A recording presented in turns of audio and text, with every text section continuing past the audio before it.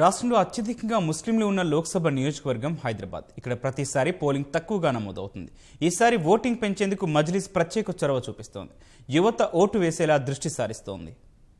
హైదరాబాద్ లోక్సభ నియోజకవర్గంలో చార్మినార్, మక్కా మసీదు, గోల్కొండ కోట వంటి చారిత్రక ప్రదేశాలు ఉన్నాయి. ప్రాముఖ్యత కలిగిన ఈ స్థానంలో ఆది నుంచి రెండు పార్టీలే ఆధిపత్యం ప్రదర్శించాయి.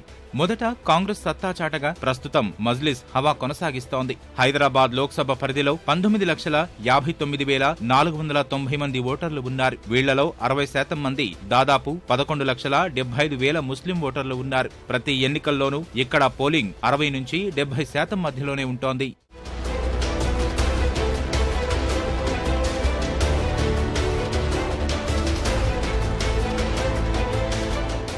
హైదరాబాద్ లోక్సభ నియోజకవర్గంలో మజ్లిస్ తరపున అసదుద్దీన్ ఓవైసీ, కాంగ్రెస్ అభ్యర్థిగా ఫిరోజ్ ఖాన్, భాజపా తరపున భగవంతరావు, తెరాస నుంచి పుస్తే శ్రీకాంత్ పోటీలో ఉన్నారు. ఇక్కడ 16 సార్లు ఎన్నికలు జరగ్గా 8 సార్లు ఎంఐఎం విజయం సాధించింది. ప్రారంభంలో హైదరాబాద్ కాంగ్రెస్ పార్టీకి కంచుకోటగా ఉన్న క్రమంగా మజ్లిస్ తమకు అనుకూలంగా మార్చుకుంది.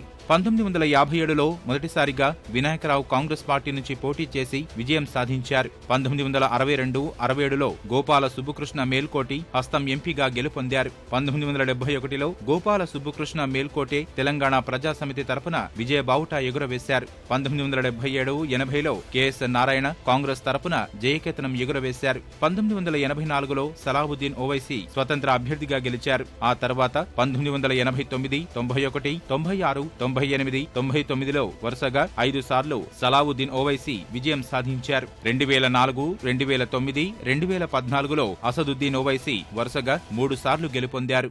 హైదరాబాద్లో విజయం రుచిచూడని భాజపా ప్రతిసారి గట్టి పోటీ మాత్రం ఇస్తోంది. అందుకు ధీటుగా మజ్లిస్ పార్టీ మెజార్టీని పెంచుకుంటూ పోతోంది. 2004లో 1,00,000 ఓట్ల మెజార్టీ సాధించిన ఎంఐఎం 2009లో 1.13 లక్షలకు పెంచుకుంది. 2014లో 2 లక్షల మెజార్టీతో నెగ్గింది. తాజాగా మెజార్టీని భారీగా పెంచుకునేందుకు మజ్లిస్ నేతలు ప్రయత్నిస్తున్నారు. యువత ఓటు హక్కు వినియోగించుకునేలా ప్రణాళికలు రచిస్తున్నారు.